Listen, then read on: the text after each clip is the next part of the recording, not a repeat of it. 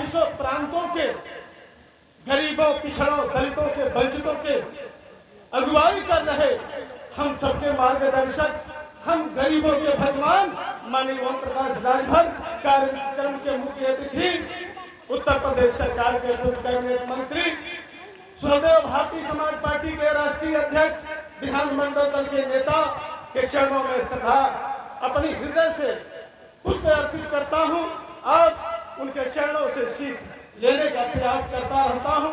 मैं उत्तर प्रदेश विधानसभा में 2017 में माननीय मंत्री जी के साथ गया था। साथियों, मैं भी स्कूल से निकलने के बाद गरीबों और वंचितों, शोषितों की राजनीति करता रहा, लड़ाई लड़ता रहा, लेकिन इस प्रदेश और इस देश में कोई किसी को सुनने वाला नहीं मिला। धन्य है आदरणीय ओम प्रकाश राजभर। उत्तर प्रदेश की पंचायत में जिस समय मुख्यमंत्री से आप सबसे लेकर के लड़ रहे थे, उत्तर प्रदेश के पिछड़े और दलितों के अधिकारों को लेकर लड़ाई लड़ रहे थे, उस समय कोई नेता सामने खड़ा नहीं होता था। आइए बिहार के लोगों, मैं आपको भी बताना चाहता हूं, आपका हक अधिकार दूसरे का बेटा नहीं दे सकता, नीतीश और लालू नहीं दे सकते, बागी नहीं दे सकते। अगर आपका अधिकार कोई दे सकता तो आपका बेटा दे सकता।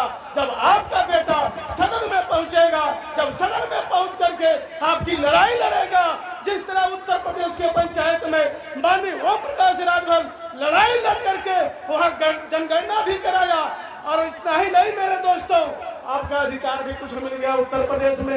माननीय मंत्री जी बताएंगे, ये लड़ाई की देन है, वही लड़ाई इस बिहार की धरती से शुरू होनी चाहिए, ताकि आपका अधिकार आपका बेटा सदन में लड़ करके आपको दे सके।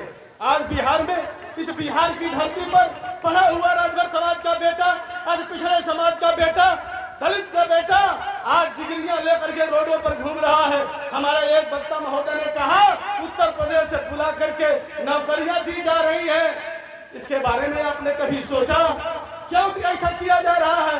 क्योंकि नीतीश को अब लग गया है कि बिहार की धरती पर दलितों और पिछड़ों के साथ अन्याय नहीं हो पाएगा, क्योंकि ओम प्रकाश जैसे राजभर बब्बर सर बिहार की धरती पर कदम रख चुका है। मेरे मित्रों, कहते हैं कि एहसास हो रहा है, एहसास होता है कि ये दौरे तबाही है। बिहार की धरती पर एहसास हो रहा है कि ये दौरे तबाही है, कातिल ही मुलजिम और कातिल ही सिपाही है। भला ऐसे न्याय में, न्यायपालिका में न्याय कैसे होगा जहां मुजरिम ही न्यायपालिका है और मुजरिम ही न्याय करता है? मेरे दोस्तों, कैसे हो पाएगा ये? नीतीश, मैं तो कहता हूं नीतीश, बाजाओ, मेरे अधिकार को सुरक्षित रखो, वरना ये राजभर समाज बिहार की धरती पर वो आगाज लेकर के आएगा, वो आपको संदेश देगा कि उसके अहंकार में आप जैसे कुर्सी छोड़ करके भाग जाएंगे। एक बहन ने कही है, जिसको तमीज नहीं है सदन में कैसे बोला जाता है, आकर के माननीय ओम प्रकाश राजभर के पाठशाला में पढ़ लो मिस्टर मुख्यमंत्री जी कि कैसे बोला जाता है सदन में। सदन में बोलने का तरीका क्या होता है? मैं सुनता हूँ कई बार बिहार प्रदेश का नेतृत्व कर चुके। क्या यही तुम्हारा शब्द है?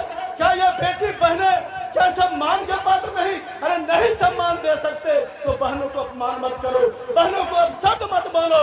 अगर ऐसा करोगे तो ये बहने जिस चौकी और बेलना उठाएंगी, हाथ में झाड़ू उठाएंगी, मिस्टर नीतीश कुमार बिहार छोड़ देना पड़ेगा, बिहार छोड़ देना पड़ेगा। मेरे मित्रों, इतना ही नहीं, अभी आपके अधिकार के साथ माननीय मंत्री जी भारत सरकार में लड़ाई किए, अमित शाह और मोदी से लड़ाई करके बिहार प्रदेश का जनगणना करा रहे, उत्तर प्रदेश का आंशिक जनगणना हुआ, तमाम देश में जनगणना होने जा रहा है। माननीय ओम प्रकाश राजभर इस देश में इकलौते नेता है कि आपकी पहचान, आपकी जनगणना करा करके आपको यह बताना चाहते हैं कि मेरी भी संख्या है, क्योंकि बाबा साहब डॉक्टर अम्बेडकर ने संविधान में लिखा है कि जिसकी जितनी संख्या भारी उसकी उतनी हिस्सेदारी। ये नारा माननीय कांसी राम ने दिया था, लेकिन इस नारे को दबाया गया, इस अधिकार को दबाया गया। मेरे मित्रों, आज जो आवाज माननीय ओम प्रकाश राजभर जी उठा रहे हैं, ये आवाज भारत के संविधान में आपको अधिकार मिला हुआ है, इसके प्रति आप जागरूक हो, और जिस दिन जागरूक हो जाएंगे उस दिन कोई माई का लाल नीतीश जैसा हजारों पैदा होंगे, आपके अधिकार नहीं दे पाएगा। एक दावे के साथ कहता हूँ, नीतीश होश में आओ। जनगणना तुमने कराया है, क्या लगता था उसी मेहनत में, उसी कलम स्याही में, उसी कापी किताब और कंप्यूटर में तुम्हारा जनगणना साफ साफ हो जाता, हम गरीबों को न्याय मिलता। हमारे नेता तो लड़ाई लड़ी रहे हैं, हमारे नेता तो लड़ाई लड़ी रहे हैं, तुम इंसाफ करते, एक मालूम हो जाता कि बिहार में हम लोग कितने हैं। जब भागीदारी और जनसंख्या के आधार पर भारत के संविधान में कानून लिखा हुआ है तो तुम निष्पक्ष करा देते, लेकिन अति पिछड़े और पिछड़े जाति के लोगों को छिपाने का काम किया गया। कितनी जनसंख्या बिहार की धरती में है उसको बताने से ये नीतीश कुमार मुकर रहा है। सबक सिखाना है मेरे मित्रों, 2024 से लेकर के 25 में बिहार विधानसभा का चुनाव होना है। सबक सिखाओ, ऐसे भ्रष्ट मुख्यमंत्री को झाड़ू से मार करके भगाओ बिहार की धरती से, ताकि ये बुक दिखाने लायक ना रहे। जनगणना तो होगा, जनगणना होगा और मतगणना 2025-24 में और 2025 में होगा। मेरे मित्रों, माननीय मंत्री जी के हाथ को मजबूत करो। मैं तो जानता हूँ 76 साल आजादी के बीत गए, लेकिन कोई ऐसा नेता पैदा नहीं होता, कोई ऐसा नेता पैदा नहीं हुआ होगा इस धरती पर, भारतवर्ष की धरती पर, जो ऐसे गरीबों को आवाज उठाए,